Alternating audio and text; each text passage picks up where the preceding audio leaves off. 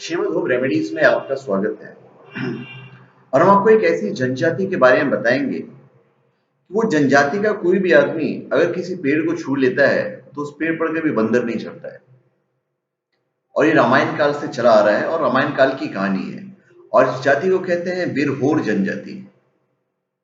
मुख्यतः छत्तीसगढ़ के रायगढ़ जिले में निवास करने वाले बिरहोर जनजाति विशेष जनजातियों में शामिल है। बिरहोर जनजाति के संबंध में यह मान्यता है कि ये जिस पेड़ को छू लेते हैं उस पर कभी बंदर नहीं चढ़ता है। छत्तीसगढ़ की आदम जनजातियां में बिरहोर जनजाति के विषय में विस्तार से लिखा भी गया है। बिरहोर जनजाति खाने के लिए बंदर का शिकार करती है, लेकिन वो ऐसा क्यों करते हैं इसके पीछे भी एक कहानी है जो रामायण काल से संबंधित है। बिरहोर जनजाति के लोग शिकार कर जीवन यापन करते हैं। ये लोग मुख्य रूप से बंदर का शिकार करते हैं और ये लोग सामूहिक रूप से शिकार करते हैं। शिकार के लिए कोई निश्चित शुभ मुहूर्त या दिन नहीं होता है। शिकार पर जाने से पहले बिरहोर लोग धार्मिक क्रिया करते हैं जिससे पता चल सके कि शिकार के लिए जानवर मिलेगा या नहीं। इसके लिए 3 आदमी एक जगह बैठते हैं और एक चावल लेकर थोड़ा थोड़ा सबके हाथ में देता है। फिर सब जोहार जोहार करके मंत्र पढ़ते हैं और भूतों को बुलाते हैं। अब भूत आते हैं कि नहीं आते तो भगवान जाने, पर उनकी मान्यता है तो हम आपको बता रहे हैं। और भूत बताता है कि शिकार मिलेगा या नहीं। मंत्र पढ़कर भूत बुलाने के बाद जो आदमी चावल देता है उसके शरीर में भूत प्रकट होता है। जब वो कांपने लगता है तो मान लिया जाता है कि उस व्यक्ति पर भूत प्रकट हो गया है। उसे एक बोतल शराब देते हैं और पूछते हैं कि शिकार मिलेगा या नहीं। जब भूत बता देता है कि शिकार मिलेगा तो थोड़ी सी शराब जमीन पर गिराते हैं। इसके बाद बचे हुए शराब को सभी पीते हैं और शिकार करने निकल जाते हैं। शिकार के लिए कम से कम 6 लोग जाते हैं। सबके पास धनुष्वान, नाठी, टांगी, हंसिया और एक आदमी के पास बंदर पकड़ने का जाल होता है। जंगल में जाने के बाद सभी लोग एक जगह पर बैठकर विचार विमर्श करते हैं। इसके बाद 2 लोग बंदर ढूंढने निकल जाते हैं और बंदर मिलने पर सीटी सीटी बजाते हैं। सीटी की आवाज सुनकर उसके अन्य साथी भी सीटी बजाते हैं।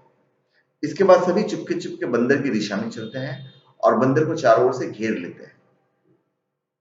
2 लोग पेड़ के बीच 15 फुट लंबा बंदर जाल बांध देते हैं और उस ओर को छोड़कर बाकी ओर से घेर लेते हैं। इस दौरान कुछ लोग पेड़ की डाल लेकर बैठे रहते हैं ताकि बंदर को पेड़ होने का भ्रम हो। वे लोग बंदर को घेर कर इधर उधर दौड़ाते हैं। कहीं भागने की जगह नहीं मिलने पर बंदर जाल की ओर भागता है और फंस जाता है।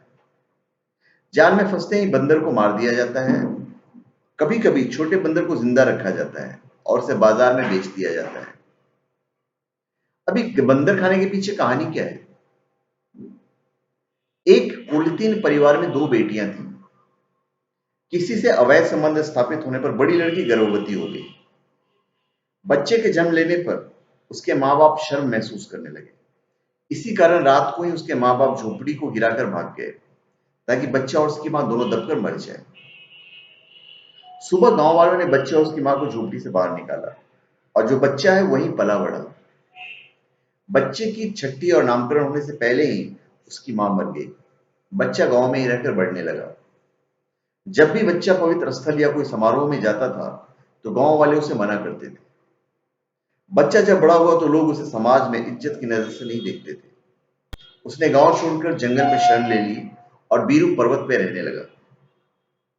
बीरू पर्वत की गुफा में रहने के कारण उसका नाम बिरहोर पड़ा। जंगल में रहकर वो कंदमूल और फल फूल खाने लगा। एक दिन वह कोरवा लड़की को उठाकर ले गया और उसे विवाह कर लिया। विवाह के बाद उसने रस्सी बनाने का काम शुरू किया। गाय बांधने की रस्सी बनाकर उसकी पत्नी गांव में बेचने जाती थी। 3 से 4 साल से गांव वाले महिला को अकेले देख रहे थे। लोगों ने महिला से एक दिन पूछा कि तुम्हारा पति कहाँ है? अगले दिन उससे भी ले आना। दूसरे दिन युवक अपनी इज्जत के डर से गांव नहीं गया। उसकी पत्नी ने भी वहां जाना बंद कर दिया। इसके बाद वे लोग गिलहरी और चूहा पकड़कर खाने लगे।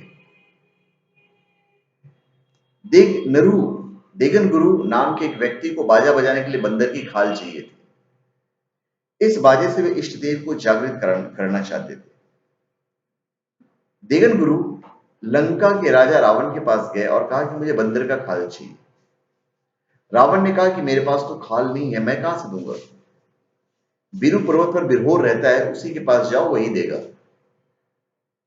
बंदर की खाल पाने के लिए देगन गुरु बिरहोर के पास आए। देगन गुरु जब बिरहोर के घर में घुसने लगे तो बिरहोर डरकर भागने लगा। देगन गुरु ने समझाया कि उन्हें बाजा बजाने के लिए बंदर का खाल चाहिए। बिरहोर बोला, मैं खाल कैसे दूंगा?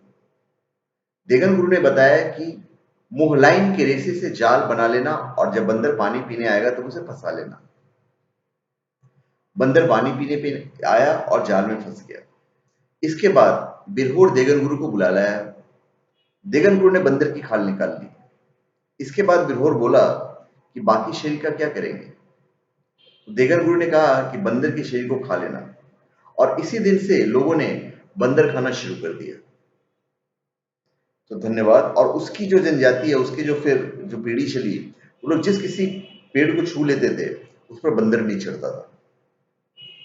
तो धन्यवाद। आप हमारे चैनल पे सब्सक्राइब करें और अपने कमेंट दीजिए। धन्यवाद।